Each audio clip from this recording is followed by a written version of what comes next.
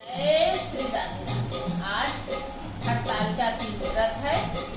एक सुहागन अपनी पूजा की थाली लेके पहुंची है शिव के मंदिर और गौरा माँ से कह रही हैं, हे मैया द्वार खोलो, हम भी शिव जी का पूजन करें। आइए गीत के माध्यम से सुनते हैं गाना कैसे लगे। गौरा खोला मंदिरवा के द्वार, करबै शिव के पूजन। गौरा खोला मंदिरवा के द्वार, करबै शिव के पूजन। करबै शिव के पूजन, करबै शिव के पूजन। गौरा खोला मंदिरवा के द्वार, करबै शिव के पूजन। शिव के पूजन बोले जी के पूजनिया, शिव के पूजनिया बोले जी के पूजनिया। अरे अचरा से मंगवे वरदान, करबै शिव के पूजन। अरे अचरा से मांगब वरदान, करबै शिव के पूजन। गौरा खोला मंदिरवा के द्वार, करबै शिव के पूजन।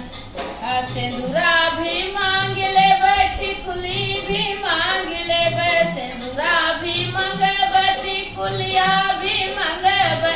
चूड़िया भी मंगबै, महावर भी मंगबै। चूड़िया भी मंगबै, महावर भी मंगबै। अरे मांग लेबै चुनरिया लालो लाल, करबै शिव के पूजन। मंग लेबै चुनरिया लालो लाल, करबै शिव के पूजन।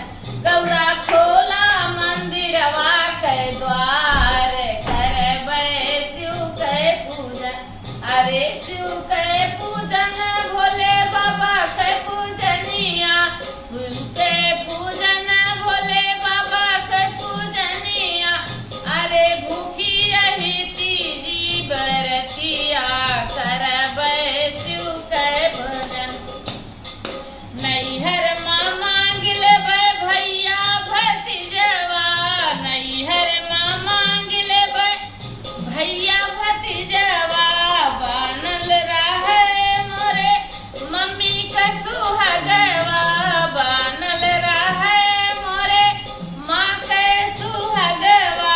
बनल रहे मोरे भाभी के सुहागवा, बनल रहे मोरे भाभी के सुहागवा। अरे बना रहे पूरा परिवार, करबै शिव के पूजन। हाँ बना रहे पूरा परिवार, करबै शिव के पूजन। गौरा